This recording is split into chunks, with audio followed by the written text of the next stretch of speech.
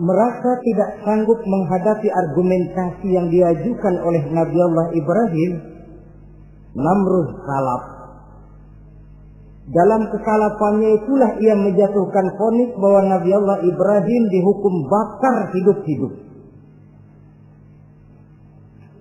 Pada hari yang ditentukan, dikumpulkanlah kayu bakar sebanyak-banyaknya, sehingga merupakan timbunan besar yang menyerupai sebuah bukit kecil.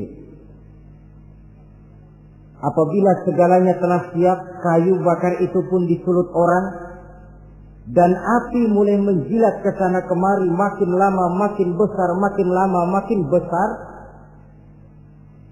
sehingga tentara Namrud bingung, ini Ibrahim bagaimana ngebakarnya? Kalau kita anterin ke api, kitanya ikut angus, dilemparin gak mungkin sampai. Lalu mereka menemukan akal, dibuat semacam lentingan busur panah. Kalau istilah kita di kampung kayak selepetan begitu. Sehingga Nabi Ibrahim dilemparkan dan tepat jatuh di tengah kobaran api yang menggunung. Namrud tentu saja memandang dengan perasaan puas. Segenap konco-konco dan antek-anteknya melihat dengan hati yang lega. Dan semuanya merasa hancur sudah biang kerok yang selama ini menjadi racun dan duri dalam kehidupan kita. Tapi rupanya yang mereka mau lain dengan yang Allah mau. Ketika Nabi Allah Ibrahim hampir masuk ke tengah kobaran api yang menggunung itu, datanglah perintah Allah kepada api. Ya naru kuni bardan wa salaman ala Ibrahim. Hai api, dinginlah kamu, selamatkan Nabi Ibrahim. Api ini tunduk kepada perintah Allah, ia pun dingin. Sehingga Nabi Ibrahim di tengah kobaran api yang menggunung, seujung rambut pun tidak terbakar, malah kedinginan di tengah kobaran api. Lalu api ini dari besar, makin lama makin kecil, makin lama makin kecil, akhirnya padam. Yang ada tinggal tumpukan arang dan debu. Kata Namrud, mampus lo Ibrahim, rasain. Barangkali istilah kita nih, makan pencarian lo. Pakai bertingkah mencaci maki Tuhan kami, menghancurkan berhala-berhala. Sekarang rasakan hasil usahamu. Sorak-sorai pun kedengaran. Begitu lagi sorak-sorak dari tumpukan abu dan arang itu gerak-gerak. Kerusak. Kok ini ada arang bergerak-gerak? Rupanya dilihat-lihat, makin lama makin nyata, Nabi Ibrahim keluar dari tumpukan arang dalam keadaan utuh, tidak kurang satu apapun. Sebenarnya andai kata Namrud mau menggunakan akalnya, saat itu dia tentu menemukan satu hal yang luar biasa. Satu kebesaran yang kalau dia mau merenung akan sampai kepada kekuasaan yang serba maha. Tapi karena ketika itu hatinya sudah dipenuhi nafsu, ditutupi oleh kesombongan, dia buta terhadap kenyataan itu. Kaum muslimin rahimakumullah, akhirnya Nabi Allah Ibrahim ini diteror langsung oleh orang tuanya. Kata abahnya, aradibun anta an alihati ya Ibrahim. Ibrahim, kau benar-benar tidak senang kepada Tuhan-Tuhan kami, berhala-berhala ini? La in lam tantahi la arjumannaka wahjurni maliya. Kalau engkau tidak berhenti, hai Ibrahim, tidak berhenti memperkenalkan Tuhan seru sekalian alam, tidak berhenti mencela dan mencaci, bahkan menghancurkan berhala-berhala kami. La arjumannaka, akan kami rajam kamu. Iya, kalau raja yang ngancam begini, orang tua beliau sendiri ngancam begini. Itulah tantangan dakwah, saudara-saudara. Kita melaksanakan dakwah ini tempo-tempo berhadapan dengan penguasa yang mentalnya macam Namrud. Tempo-tempo berhadapan dengan orang kaya yang pelitnya macam Qarun. Tempo-tempo berhadapan dengan orang tua yang mentalnya macam Azar. Orang tua yang kaku, yang tidak mau terbuka terhadap kenyataan.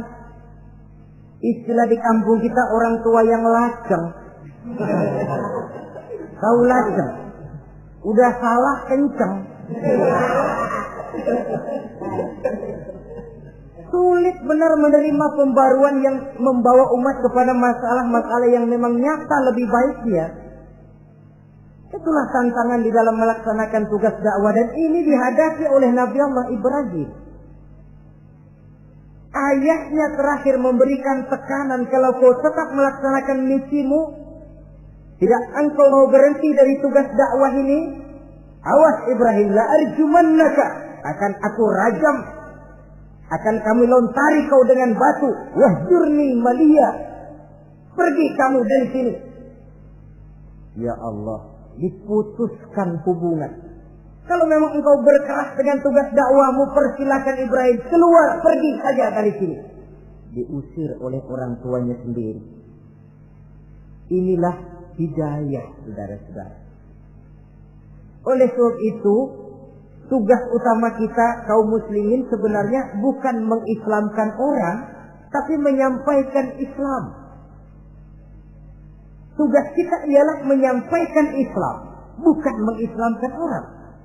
Sebab orang mau Islam atau tidak, itu urusan hidayah dari Allah. Jangankan kita, Nabi Ibrahim tidak sanggup mentauhidkan ayahnya Azar. Nabi Nuh tidak bisa mengislamkan putranya Kan'an. Bahkan Nabi kita Muhammad sallallahu alaihi wasallam pun tidak bisa memberikan hidayah kepada Abu Jahal dan Abu Lahab. Paman Nabi, orang tua Nabi, anak Nabi, istri Nabi sekalipun, hidayah tidak diberikan kepada mereka. Mereka tidak terpanggil mengikuti kebenaran. Kalau sudah kenyataan ini yang kita temui, kembalilah kepada konsep Quran. Allahumma inni qad ballaghtu, wahai Allah, seruanmu sudah saya sampaikan, dakwahmu sudah saya canangkan, ajakan kepada tauhid sudah saya sampaikan. Allahumma inni qad ballaghtu, sudah saya sampaikan ya Allah. Perkara mereka tidak mau ikut, itu karena semata-mata hidayah berada di tanganmu ya Allah. Kalau kemarin landasan dakwah kita, insya Allah tugas dakwah kita berkelangsungan. Kalau tidak, makan hati. Kita pikirin, ya orang gua ajak benar-benar nggak mau, ya dipikirin. Saya ajak ngaji malah dikasih maki. Saya ajak yang baik malah saya dicemoohkan. Kok begini dakwah? Akhirnya dipikirin, sakit jantungan.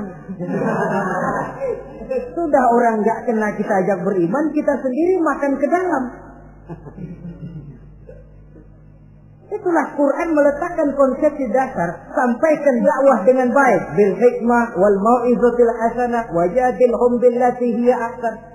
Kalau ternyata metode sudah baik tapi orang tidak juga mau beriman, tanamkan dalam hati, Allahumma inni qad ballaghtu. Ya Allah, tugas saya cuma sekedar menyampaikan. Perkara mereka tidak mau, saya sudah menyampaikan ya Allah, terserah hidayahmu. Kelapangan jiwa akan kita temui di sana.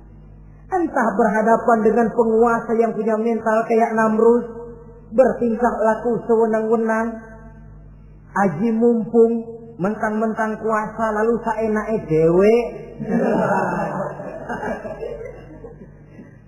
menghitamkan yang putih, memutihkan yang hitam menurut seleranya saja.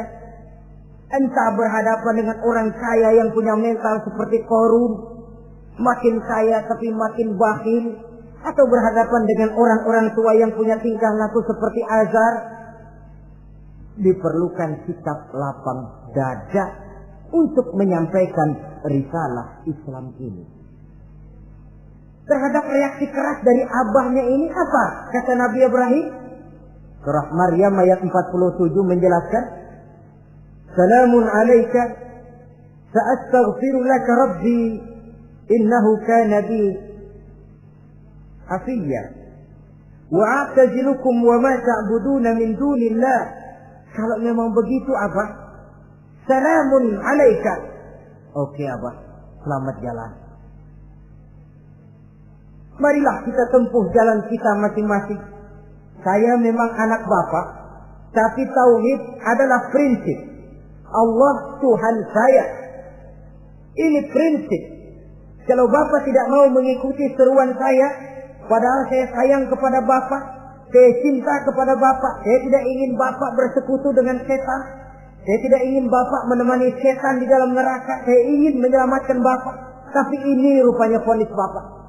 Hendak merajam saya, mengusir saya dari sini. Oke, Bapak. Salamun alaika. Selamat jalan. Sa'astaghfirullah. Saya akan memohon ampun kepada Allah untuk Bapak. Memohon ampun.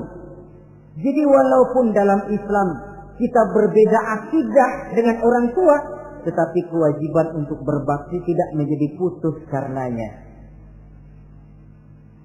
Dalam surah Luqman dijelaskan, apabila kedua orang tuamu memaksamu untuk menyekutukan Allah, jangan taati.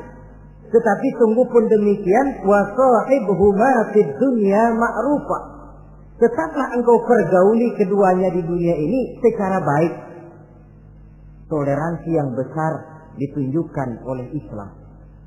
Dan lebih besar lagi dilaksanakan oleh Nabi Allah Ibrahim. Sungguh pun Bapak sudah mengusir saya, menolak mentah-mentah ajaran tauhid, tetap juga menyembah berhala, tetap juga bersekutu dengan setan. Saya akan memohonkan ampun kepada Allah untuk Bapak. Wa atazilukum. Saya akan menjauhkan diri dari apa yang Bapak sembah, dari apa yang kaum kita sembah selain daripada Allah. Bapak menyembah berhala, kaum kita ini menyembah berhala. Wa a'tazilukum. Saya akan menyingkir dari semua itu. Selamat jalan Abah. Istilah kita goodbye my dear. Ini jalan yang membedakan saya dengan Abah. Jalan tauhid dan jalan syirik. Di sini kita harus berpisah. Walaupun dengan berat hati kita berpisah.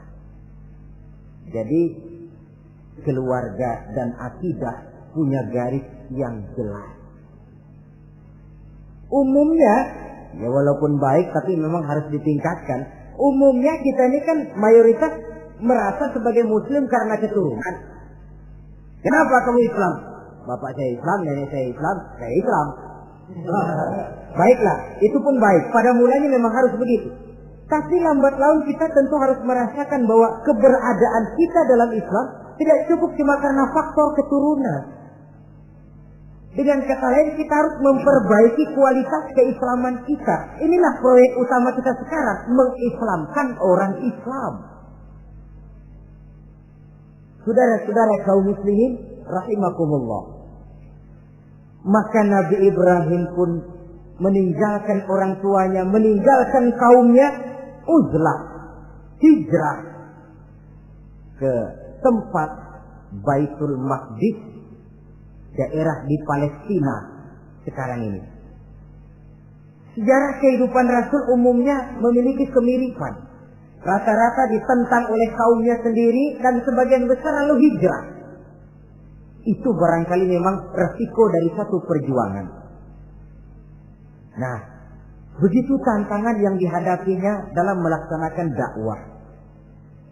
Lalu cobaan-cobaan yang diberikan Allah kepada Nabi Ibrahim pun luar biasa. Pantas kalau beliau itu masuk ulul azmi dan mendapat titel Khalilullah. Nabi Ibrahim titelnya Khalilullah. orang yang mencintai dan dicintai Allah. Khalilullah. Ini terbukti dari cobaan-cobaan yang dihadapinya. Pertama, dari perkawinannya dengan Siti Hajar, dengan Siti Sarah maksud saya, beliau tidak dikaruniai seorang anak pun. Umur sudah lanjut. Padahal anak kita tahu pelanjut sejarah, penyambung cerita, si buah hati belahan jantung. Sampai pada satu hari Hajar musyawarah. Kalau bahasa kita, Bang, bagaimana Hajar? Lama juga kita sudah berumah tangga kan, Bang? Lalu, dan kita sejauh ini belum dikaruniai seorang anakku. Ya sabarlah. Pada waktunya tentu akan ada juga. Tapi kapan lagi, Bang? Usia kita sudah cukup lanjut. Maksud kamu bagaimana, Hajar? Begini sajalah, Bang. Bagaimana kalau abang kawin saja lagi? Ya Allah, punya istri macam begini.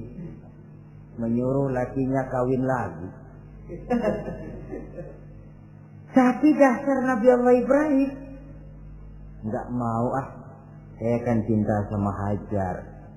Iya, soal cinta saya tahu. Dan saya tidak meragukan cinta abang kepada saya. Cuma masalahnya saya nggak bisa memberikan keturunan, Bang. Bukan nggak bisa, belum.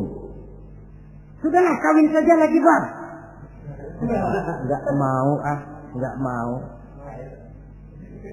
Istrinya nyuruh kawin, lakinya ogah-ogahan. Sekarang kan enggak, istrinya larang kawin, suaminya malah nyelintil.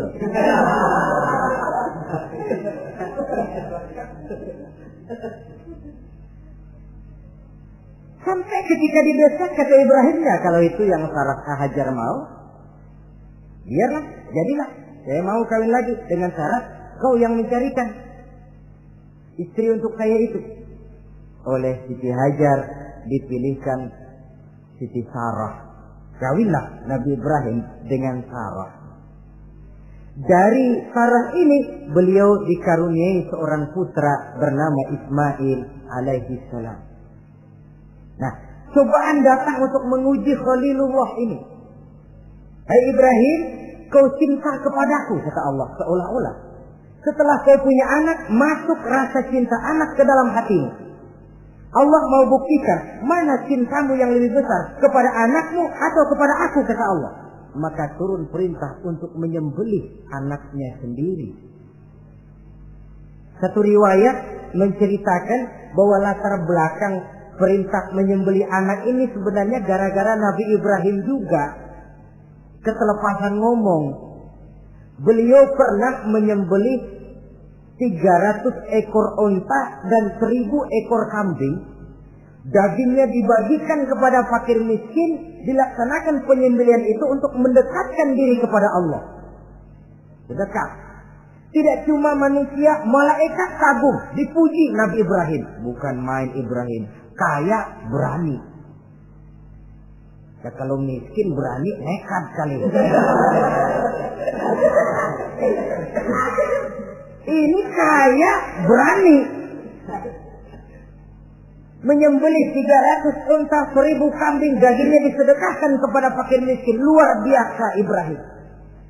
Ketika dipuji orang banyak itulah beliau timbul sifat manusianya. Apa kata beliau?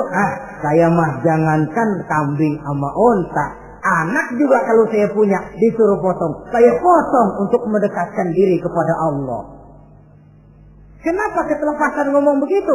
Sebab waktu itu belum punya anak. Ngomongnya enak. Sama juga kita, gue mah kalau punya motor siapa juga ketemu di jalanan gue boncengin. Lagi belum punya. Kalau udah punya lain gayanya. Itu biasa, itu omongan orang belum kaya emang begitu.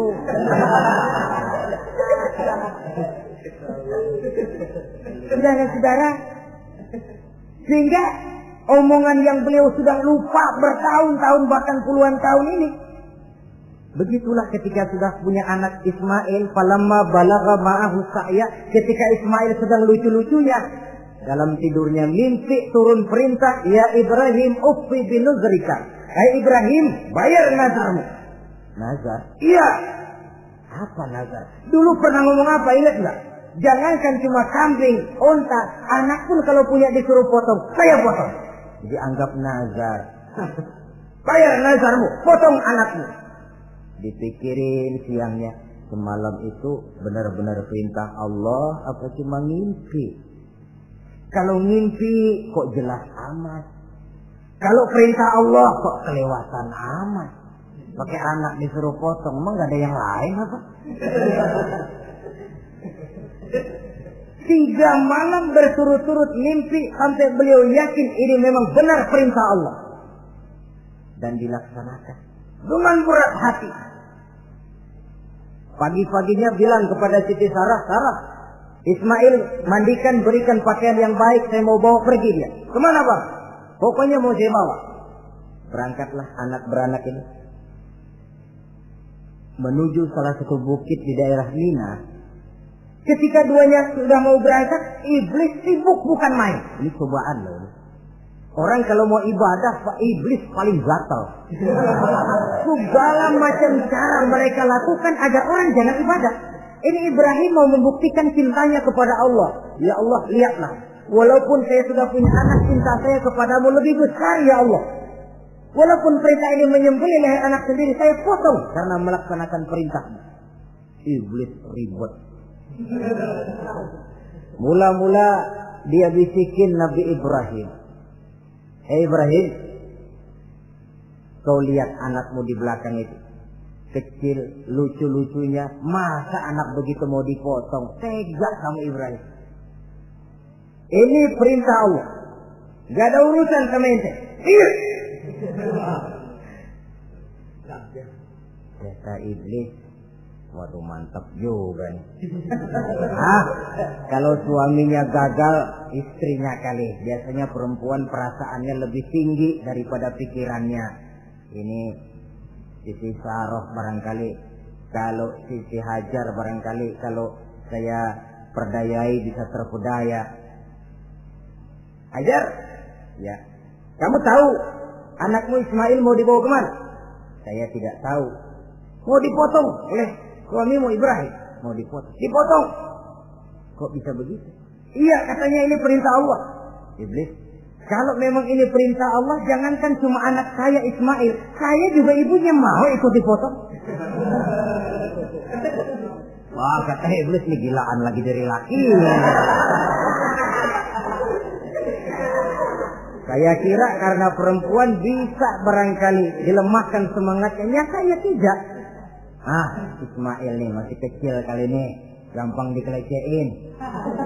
Ismail, kau mau dipotong oleh ayahmu? Dipotong. Dipotong. Kok bisa begitu? Katanya perintah Allah. Kalau memang ini perintah Allah, saya siap. Iblis mau ngomong lagi, Nabi Ibrahim Ismail ngambil batu disambitin iblis. Izhab ya la'in, pergi, laknat, terkutuk kamu. Nyambitinnya itu sampai sekarang jadi ikutan dalam salah satu pelaksanaan ibadah haji yang disebut jumrah, melontar. Itu simbol permusuhan abadi antara manusia dengan iblis. Jadi kalau ada orang mau berbuat baik, iblis itu datang dari 3 penjuru. Dari bapak, dari anak, dari istri. Kadang-kadang bapaknya nggak kena, istrinya dibujukin. Laki lono sok loyar menyumbang masjid. Jangan kasih duit, simpan aja baik-baik. Istri nggak kena, anak. Segala macam cara iblis berusaha. Baru sampai di bukit yang dituju, Nabi Ibrahim buka kartu. Ismail, abah diperintah Allah menyembelih lehermu. Bagaimana? Kerjakan apa jangan? Kalau memang itu perintah Allah, kerjakan apa? Insya Allah abah akan menemukan saya termasuk orang sabar. Ini jawaban anak soleh. Coba kalau jawaban anak pintar nggak soleh, bukan begitu. Ismail, saya disuruh motong lehermu, bagaimana? Kenapa saya pak, bapak aja yang tuaan potong.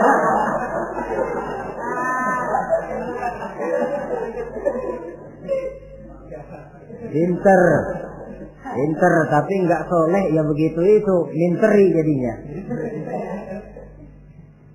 Saudara-saudara, sampai Nabi Ismail diganti oleh Allah dengan seekor kambing kibas. cobaan terhadap kecintaannya kepada Allah. Kau cinta aku, itu benar. Tapi setelah kau punya anak, rasa cinta anak masuk ke dalam hatimu. Mana lebih besar, cintamu kepada anakmu atau cintamu kepada aku, kata Allah. Terbukti cintanya kepada Allah lebih besar daripada cintanya kepada anaknya. Bukankah nilai cinta itu baru terasa nyata kalau sudah lewat cobaan, lewat pembuktian. Sehingga dengan demikian kata orang, biasanya cinta itu menuntut pengorbanan. Berani bercinta, berani berkorban. Jangan takut berkorban, nggak usah cinta-cintaan.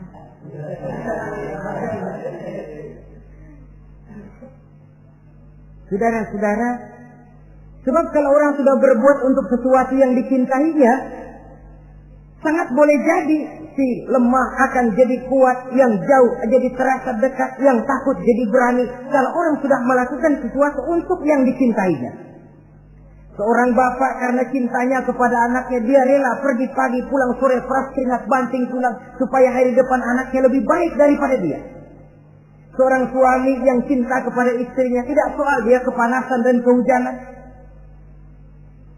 mencari yang sulit-sulit yang diinginkan oleh istrinya. Contoh paling dekat saja, kalau istrinya sedang mengidam, dia tengah malam buta minta mangga dan gak musim mangga, rusak-rusak suaminya cari mangga. Cinta memang membuat yang jauh jadi terasa dekat. Lalu cobaan lain ketika turun perintah melaksanakan khitan. Umur beliau menurut riwayat Abi Daud sudah umur 80 tahun. Di zaman belum ada pisau cukur, silet, gunting, kulit sudah alok. Tapi ini perintah Allah, laksanakan, resiko belakangan.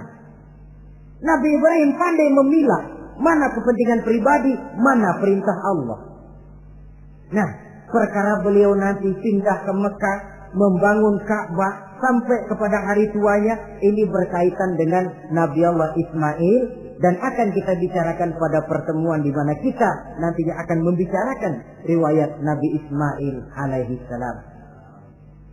Untuk riwayat Nabi Ibrahim, walaupun serba singkat, hingga ini sajalah dahulu, dan mudah-mudahan menjadi tamsil, ibarat dan contoh yang bisa kita jadikan pegangan di dalam kehidupan kita sehari-hari. Terima kasih banyak atas segala perhatian. Mohon maaf atas segala kekurangan. Usikum wa nafsi bitaqwallah.